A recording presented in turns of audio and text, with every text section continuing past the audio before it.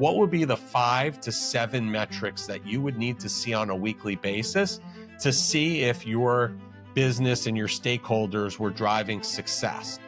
Today, we're joined by Larry Sprung, founder of Mitlin Financial. Larry has his own Investopedia page. He's been recognized among Investopedia top 100 advisors. He's also featured across major media outlets, both as industry leader and a thought leader in the wealth management space. On this podcast, Larry opens up about what it really takes to build a productive team, the metrics he relies on, and the unique changes he implemented to stand out from the crowd. He also shares his forward views on real estate, AI, cryptocurrency, and alternative assets, and also how he planned to take his business to the next level. This is true operator talking, practical, actionable, and grounded. Let's get started.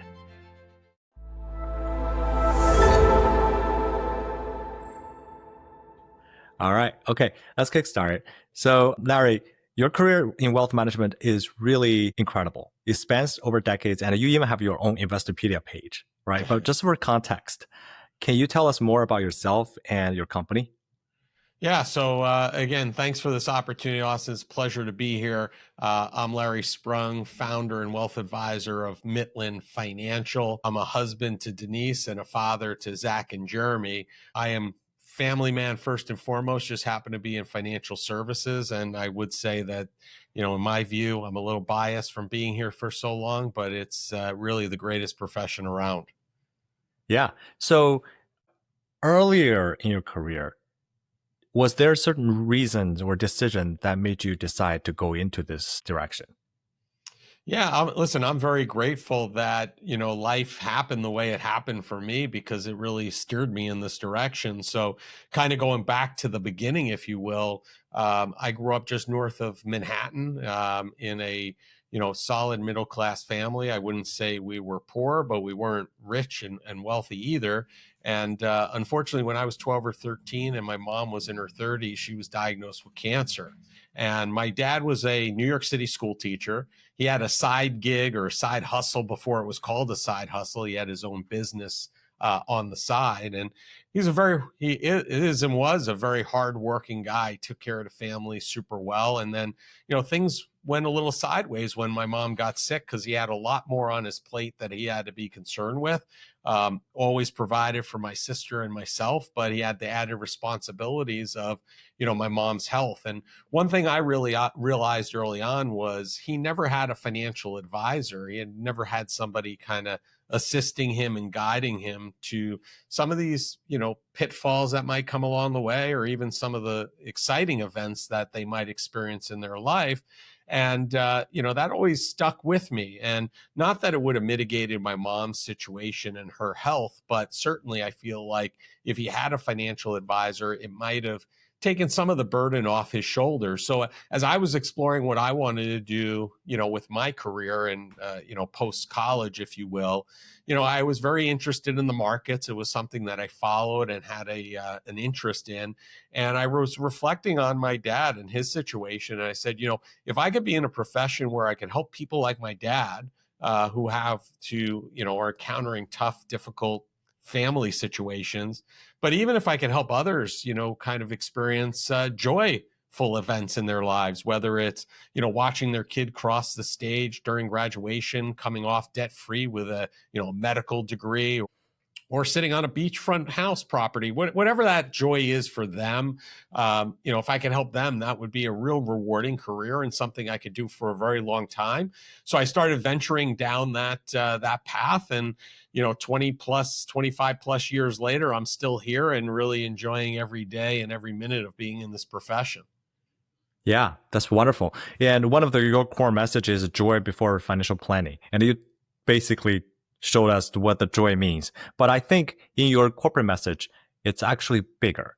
It's the inner fulfillment. It's the goal that you can help build a life. Can you elaborate on the joy that drives you and your team do the work you do? Yeah. I mean, I think happiness is one of those things that is really like this unattainable goal. It's something we all strive for, want.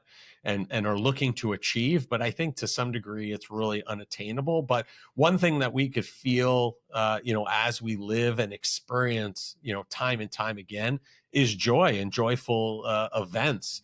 And those come in all different shapes and sizes and all different ways to different people in different situations. For me, I get joy from hanging out with my boys and playing around a golf, or watching my sons play hockey, or going out with my wife and having an excellent meal together, or just spending some individual time, spending time with my stakeholders that are serving our families each and every day at Mitlin Financial. I get joy from doing podcasts like this. I enjoy sharing and having great conversations with people like yourself. So I think it's something that we lose sight of over time. We get super focused on building a family, building wealth, whatever those kind of extraneous things are. And sometimes we get distracted from what's really driving us and bringing us the most joy. But if we can take some time and focus on that, and take grateful steps towards those joyful events that we want to experience in our lives, it just makes life just that much better. And, I'm very grateful that we found this, this experience. Sounds great. Yeah. And you have not only built a great brand of Mitlin Financial, but also a great team. So, how big is your team today, and what are the key roles there? Yeah, so our team right now, as far as our local team, we're a team of 6, and we're looking to expand that as we speak. We have, roles. I'm the lead wealth advisor and founder. And then beyond that, we also have our Carson team. We are a Carson partner firm, and we plug and play into their corporate RIA. So we also have our extended Carson family, which is another 300 to 400 stakeholders that are located out in Omaha, Nebraska. That's awesome. That's quite a lot of people. And arguably, financial advisor job is very flexible. And how do you maintain a high productivity among your team? Yeah, I think, for us, one thing that's been a huge game changer over the last, 4, 5, 6, 7 years. I don't even know how long at this point we've been on it, but we adopted EOS, the Entrepreneur's Operating System. Gino Wickman, I'm not sure if you're familiar with that, but I'm a big follower of him and his processes and the operating system he's created for entrepreneurs, as well as Dan Sullivan from Strategic Coach. So we've taken a lot of the EOS platform, implemented into the team, and it really just has created a framework that's allowed us to create this foundation, look at metrics that we're looking to utilize to measure how we're doing, measure ourselves on a weekly basis, and every 90 days look to improve in several areas. So, everybody's rowing in the same direction, everybody's moving, we all know where we are at every given time. And I think that's paramount to, leading and having a great team. In a couple of weeks here, we'll be sitting down with a business consultant, and we'll be sitting down as a team. Nobody, dictates anything. We sit down as a team, and we'll be looking at laying out our strategic goals and plans for 2026, and then start creating a framework around that so we can be ready to hit the ground running come January 1. So I think it's all about having a framework, having a process, following it, and keeping people accountable to it. And that helps drive success. Yeah, that sounds great and very systematic. And do you like what metric would be effective? Like internally, when we are doing fundraising, we sometimes use the number of meetings per week. Mm-hmm. But I find it's not as direct as I like to be. But it's also very hard to say how much money you raised this week, because Right. some conversations, some fundraising takes multiple meetings. What would be a metric that you think would be a good measure for productivity? So I think every business is different, right? And I think that, the way that it was relayed to me in terms of the EOS platform, and this is what we followed, and I would put this back to you, Austin, or anybody else who's, running or has their own practice. You should have a weekly scorecard that you're measuring, whatever those key metrics are for you. And you should think of it this way: what are the 5 to 7 things that you would need to know as a business owner or as a visionary, if you were sitting on a desert island, not at your business every day, you're just sitting on a desert island, you were going to be there for the next 6 months, right? Not really connected to the business. What would be the 5 to 7 metrics that you would need to see on a weekly basis to see if your business and your stakeholders were driving success? And those 5 to 7 metrics can be very different for very different businesses and people. Some of our metrics are, we look at change, what's been the change in net new assets. So what net new assets have come into the firm, and we have an annual goal that we measure weekly to see how that's progressing. We take a look at new prospect meetings. How many of those are we having a week? We look at our pipeline. How much do we have in our pipeline of potential net new assets? We also look at how many new families have we onboarded over the last week. And I think lastly, we look at how many net new subscribers we've had to our newsletter. So those are, basically the 5 metrics that we use. They work great for us. We feel pretty comfortable with it, but there are other businesses out there that those metrics wouldn't work in the same manner. So it's a matter of finding what those 5 to 7 are for you and your business, and implementing those and starting to track them. And in full disclosure, they may change over time. We've tweaked some of these and we've eliminated and added over the last 5-6 years as a result of learning through this process. I love it. And thank you for sharing the insights. So Sure. do you do one-on-ones with people like on our team? We do. Weekly or yeah. Yeah, we do. I mean, I typically meet with at least everybody on a monthly basis for the most part. And then we have usually quarterly reviews, because everybody has usually their own 3 to 5 rocks or goals that they need to, or they're working to accomplish. They're moving the big rock forward for the firm each year. So we're looking at that on a quarterly basis. So we're usually having some kind of conversation around, were you successful on these? If not, why weren't you? We are getting those updates each week, but at the end of the day, some end up happening fully, some don't. And we want to see, is there something holding you back? Is there a skill set that you need to learn that, you weren't able to complete that? Was it just, hey, we were bringing in a lot of new business and we weren't able to do some other piece of the business? So we want to have that constructive conversation and understand where everybody's at, so that we can successfully continue moving forward. Sounds great. And sometimes, life take place or some other priority take place, the person isn't doing at a prior productivity level that they're doing. And it kind of, you see the dip.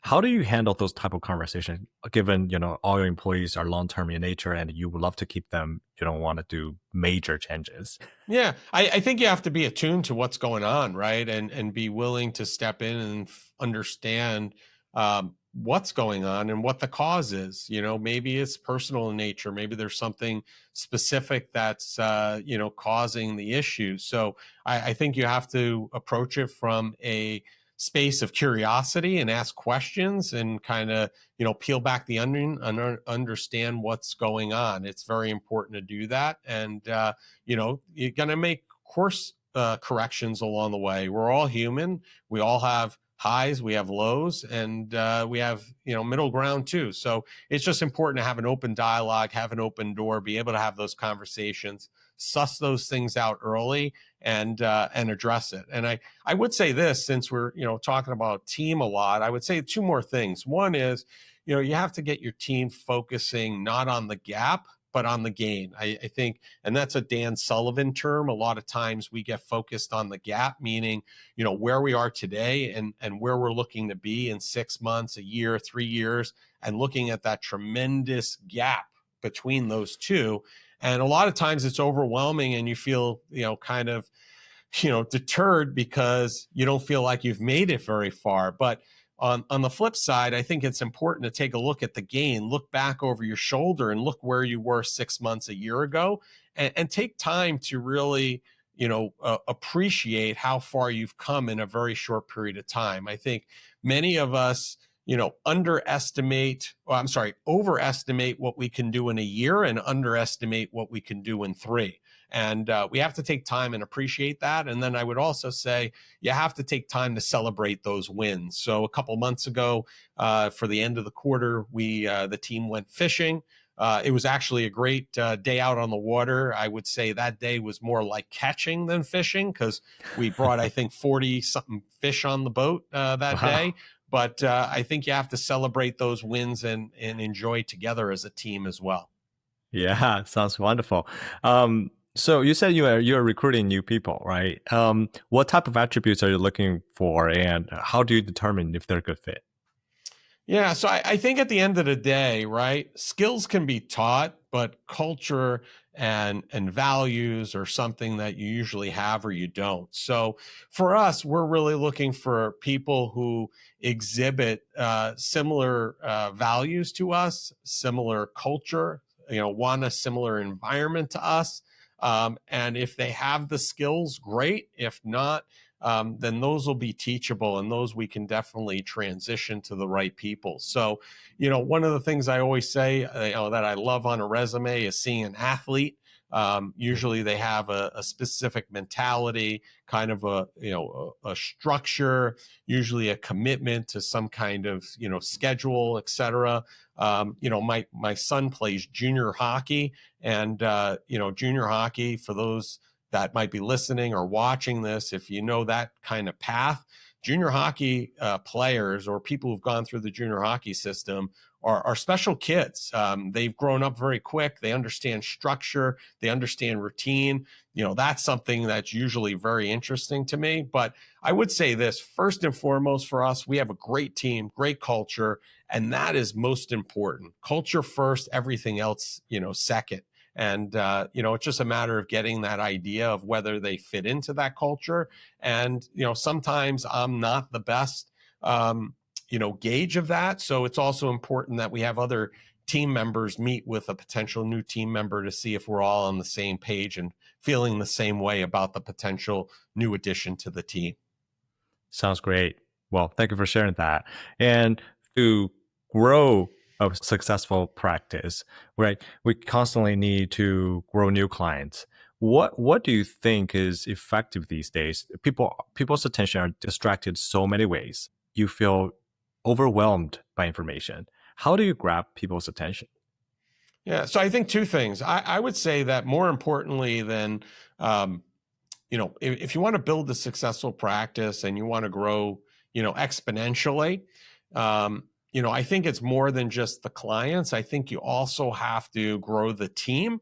Also, I would say, in addition to that, if you're the leader of this team, you have to start doing less, right? You become more hyper focused on your area of unique ability and start hiring people who are more successful or maybe in better areas that you're not. So I think the team is really important, because if you start bringing on all of these new families to work with you, but you don't have the team to support it, and you're having to do everything, it's going to make it something that's unsustainable. So I think you first have to have that team in place, and then you want to go and identify those families. And I think the way we've stood out, quite frankly, is, because we talk a lot about joy, that separates us significantly from a lot of the wealth management firms out there. People aren't really talking about that. They're not asking families, what did you do today that brought you joy? They're not having families come in, not bringing statements to the first meeting. So we have a unique, journey for the families that we work with.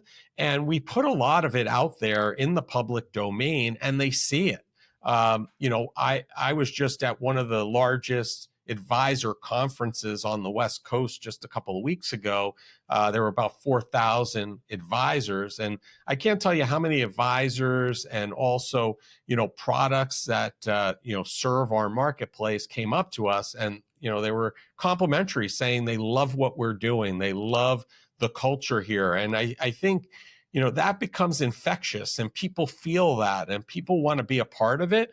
And that's why people reach out to us, because we separate ourselves from the crowd in that way. And we're in that blue ocean with regard to joy and having conversations with families that they're not necessarily used to when speaking with their, either current wealth management firm, or when they're exploring who to work with as their wealth manager. Yeah, I think that's incredibly said.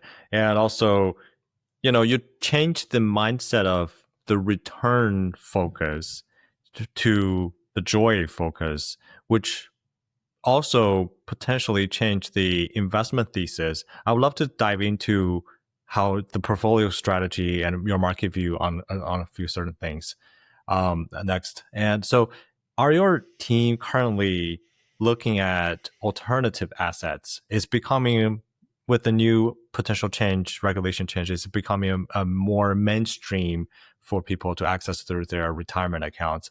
Are you guys? Is your team actively preparing for that change? Yeah, I mean, we're already there. We're already using alternatives in the portfolios for the families we serve, and we have been. I think that this new legislation, or if this ends up going through, I think we have a little bit to go before it actually happens. But I'm fairly confident it will. For me, I think it's a little bit of a slippery slope. I think it opens up some great opportunity, but there's also risk there, because I think a lot of people who have their regular 401k accounts don't necessarily understand even the more simplistic investments they have in there today. And now by adding some more complicated ones, I don't know. And, being that they're not, a lot of the providers are not prepared or able to give direct financial advice, there's some challenges there. I'm not saying it's bad. I'm not saying it's good. I just think there are some challenges there. I think it's going to be good for the right people. But I think there are also other people that are going to get caught up in a situation where, they might put all of their assets in their 401k in some type of crypto product, for example, because of what they're seeing in the news. And then who knows what happens from there? The NFT market, we saw what happened to that over the last several years. Who knows? So I think it opens great opportunity, but I think we also have to be very cautious about it. It's something we're using today, and it's right for the right families, and we'll continue to use it in situations where it works and it makes sense for the families we serve. Got it. Who gets to decide if you peel back the curtain a little bit? Who gets to decide which alternative asset investment, let's say a fund or a vehicle, gets to be on your menu? Is it Carson team or your team? So it's predominantly, it has to ultimately go through Carson and get approved through Carson Group. But if we come across an alternative that makes sense, and we feel like would be a good investment for the families we serve, they are open to reviewing and going through the due diligence process. Obviously, there are certain hurdles that they're looking for right off the bat. So if it reaches or meets those criteria, they'll continue down that due diligence. But many of the alternatives that we offer today have come from suggestions from our other 140, 150 partner offices, that they've encountered something that was interesting to them and brought it to our strategists' attention and went through the due diligence process. Sounds great. And what's your view on crypto? Do you actively allocate into crypto? And the context is there was a huge boom from the corporate world. They're actively buying crypto as the crypto treasury. They think eventually there will be a parallel to cash on the corporate balance sheet as crypto assets. And that created a lot of, upward movement for cryptocurrencies, and now it's fading. Um, it's still a very volatile market. What's your view for your families and clients to take a position on this or not? I think people have strong views one way or the other when it comes to crypto. In full disclosure, me personally, I have probably, in my investable portfolio, anywhere between a 3 to 5% allocation to Bitcoin ETFs. I think that there's a lot of options out there, but I think many of them are not going to survive. I think Bitcoin will be a survivor there. So, where it makes sense, we are adding small allocations to families' portfolios. In a lot of cases, it does not make sense, and we're not. I think it's still an area that you have to be careful with, understand that there's potentially a little bit more inherent risk.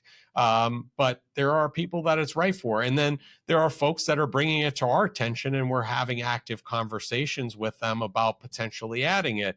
And I would say this, we had an experience where we had a family who had invested in some Bitcoin directly through a big provider where they actually own the coins. And unfortunately, about a year or two ago, they got a spoof email, clicked something they shouldn't have, and their wallet was completely erased. They lost about $150,000 in Bitcoin that they owned directly, the coins.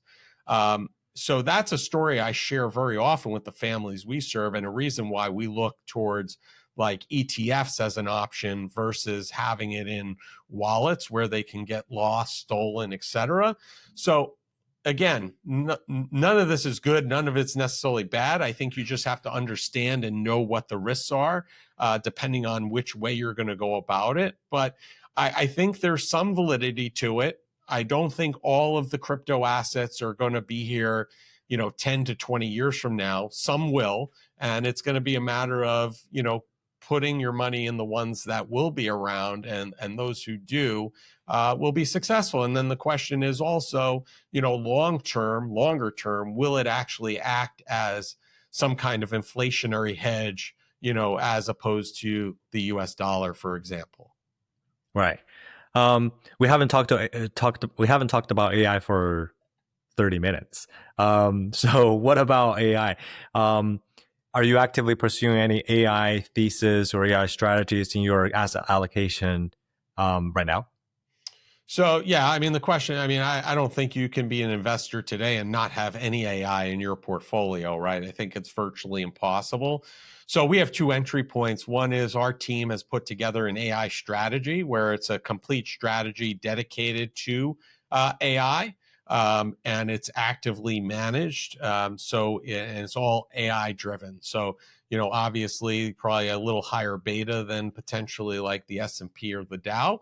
But that's one way. And then, just normally speaking, as part and parcel to just many of our other strategies, there's a lot of AI components and ways to enter that exposure. But I think anybody who's invested today that has any type of time horizon whatsoever has and probably wants and needs some exposure to AI. We were just having a conversation with a family this morning, and we're kind of in agreement that, I think AI is, not even in the first inning here. This could be the start of another industrial revolution.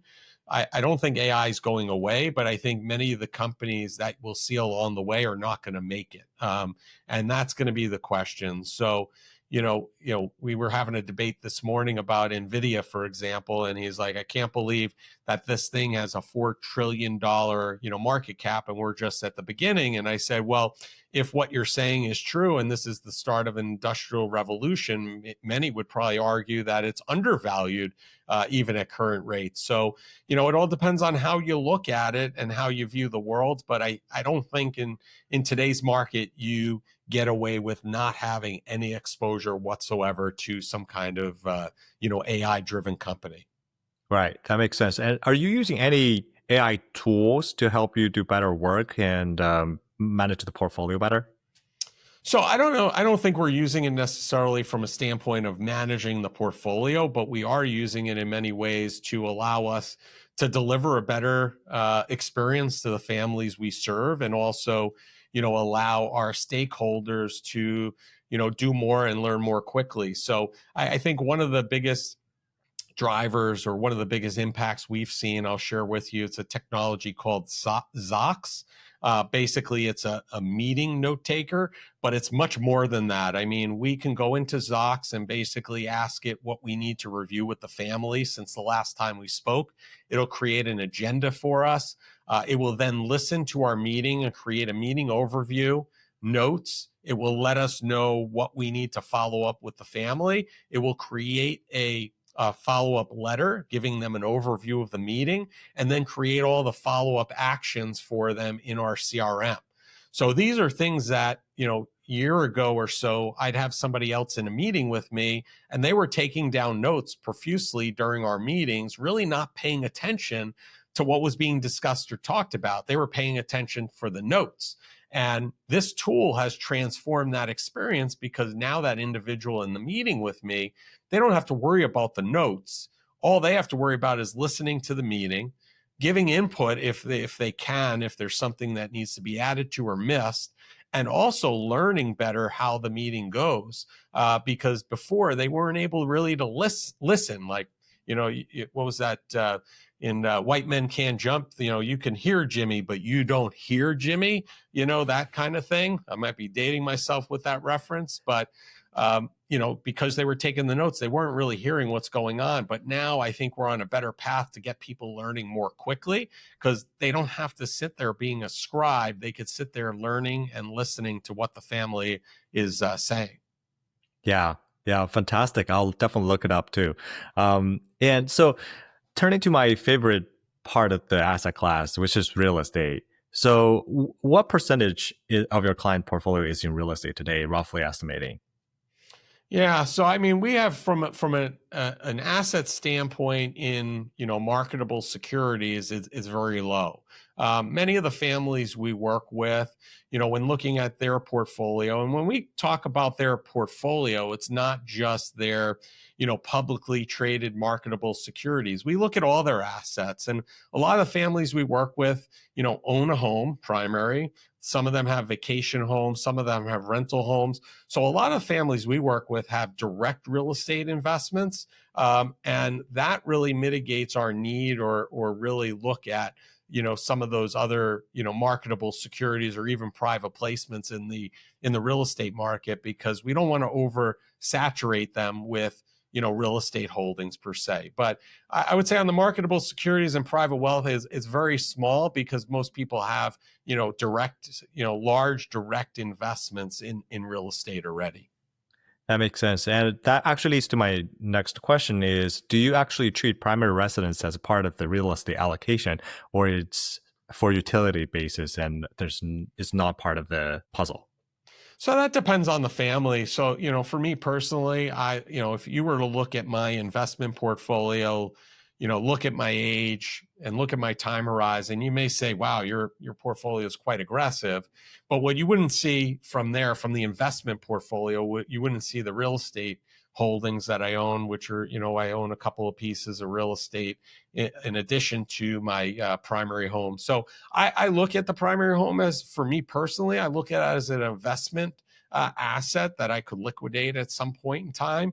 And I think that question that you asked really changes family to family. Some of them consider that part of their overall portfolio, and some of them don't want to at all because for some, they're never going to liquidate that holding. It's going to be something that's going to be a utility for them, and they would never in a million years think about selling that and renting or something along those lines. And other families would. So I think that's really a conversation that we have to have one-on-one with each family. But for me personally, I consider it as part of my overall investable portfolio, if you will.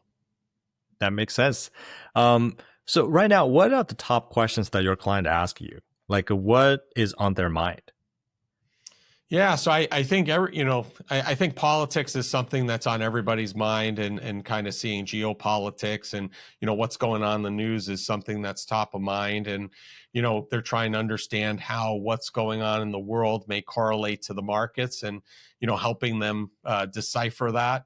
We're seeing a lot of questions about the upcoming change. For example, the Secure Act 2.0 schedules starting in January 2026. If your AGI is over a certain limit and you're over age 50 and contributing to a 401k, your catch-up provision is going to be mandated that it's going to have to go to a Roth IRA. This was something that was passed a couple of years ago, got forgotten about, but it's coming fruition and it's coming down the pike unless something changes before January.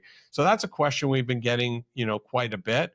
And one weird one, one odd one, which came out of the recent OBBA is we're getting younger families that have young kids asking about the Trump children accounts because they want to open it, get it funded, but they're not even available yet. The custodians aren't ready.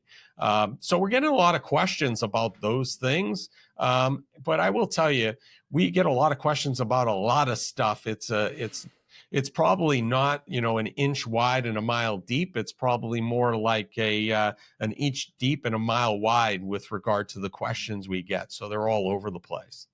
Sounds great. And because you have a lot of inquiries and you also got a lot of stuff done, you have your own book, you have a lot of media presence, and you have a big practice. How do you manage your own time? What's your personal system? Yeah. It gets tough at times. You have to say no to a lot of things, and I think my system is that I think about what my core values are and my family first. And everything that gets asked of me gets filtered through those values and my family. And if it fits into that box, and I can, do it without compromising those things, I will take it on. But if it's something that's going to compromise or disallow me from being there at an event for one of my kids or my wife, then it's going to be a no. So, I just have to be more mindful of my time, and it's becoming more valuable because there's more things pulling at it. One of the stakeholders that I'm looking to add in the next couple of months, which we're having a search done now, is adding a chief of staff to kind of manage my calendar for me, because I like to say yes to a lot of things, and I say no a lot more, but I need to say no more than I'm saying yes at this point. So I kind of need to install that gatekeeper. Yeah, absolutely. Well, potentially by the time that you found your person, AI software could potentially play that role. I don't know. We'll uh, have to see. yeah. So looking ahead, what's your vision for your business for Mitlin Financial over the next 5 years? Yeah, so that's a great question, Austin. We've had a great success over the last 4.5 years. We've basically 4x the practice, and we're looking to 4x it, 5x it once again over the next 5 years. And that's going to take a lot of work in terms of building in infrastructure, processes, procedures, continuing to build that out, and continuing to add people who are aligned with our culture that want to serve families and do it in a joyful and meaningful way. And that's really where our focus is over the next 5 years. Sounds great. And I do have a few lightning questions. Sure. Just answer me anything comes to your mind, and it will be fun. So what do you do outside work? So I spend time with my family, usually at a hockey game, whether it's my kids, a Ranger game, a lot of sporting events, concerts, and hockey for myself as well. So never not busy, thankfully. Yeah. And what's your pet peeve? Pet peeve right now, my pet peeve, you caught me on a bad day here, is the healthcare system. The healthcare system's a mess. It needs a lot of work, and I think there's got to be a lot of better way than what's going on right now. That's a big pet peeve of mine, especially today. Sounds good. And what's your favorite book? That's a good question. I have so many of them. I would say I'll give you two. I would say EOS, Gino Wickman, The Entrepreneur's Operating System. Two, I would say Dan Sullivan's Who Not How. Very impactful book if you're looking to build a practice. And then if you're looking to serve people better, I would say The Power of Moments. And the author's failing me, but Power of Moments, it's an excellent book, and it will give you a lot of perspective on how to serve the families or the people that you're serving in your profession. Sounds great. And my last question is where can people find you? Yeah, so the easiest place to find me is on LinkedIn. Just look up Lawrence Sprung. You'll find me there, and you could connect everything, through that channel. My website's there, etc., and everything you need to know about me. Sounds great. And I do want to call out that you do have a wonderful podcast as well. It's called Mill and Money Mindset, and people should listen to that. There's incredible stuff there. Yeah, I appreciate that. We also launched a YouTube channel that's under Larry Sprung, CFP. We launched that a couple weeks ago, and we're getting a lot of traction there. And I would just add one other thing. If you're an advisor and you're looking to learn how to lead with joy, go to joyfuladvisor.com. We're going to be releasing a webinar where we're going to share all of our secrets and what our process is, so you can then take it, use it, and spread more joy in your own practice. Sounds wonderful. All right. I'll definitely check it out. I'm curious. All right. Thank you so much, Larry, for your time. I really enjoyed the conversation. It's been wonderful. Thanks for the opportunity. Appreciate it, Austin. Thank you for tuning in to All Star Allocator. If you enjoyed the episode, be sure to subscribe, share with a colleague, or leave us a review. As always, nothing you heard here is investment or tax advice.